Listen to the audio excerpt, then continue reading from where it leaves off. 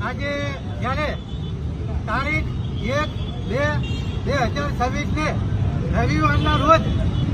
જીતુ જમણવાર એના વિસ્તારમાં જે મીટિંગનું આયોજન કરવામાં આવ્યું હતું ને એનો માત્ર એક જ હેતુ શું કે જીતુ જમણવારે જે લુખ્ખો હતો ને જયરાજ એનો સમર્થનમાં આવ્યો અને ખરેખર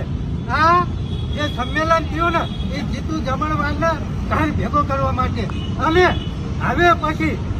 છતાં ઇઝ માસ્ટર કિંગ એટલે 2027 ની અંદર ભાજપ કોંગ્રેસ આમ આદમી બધું જ વાડમાં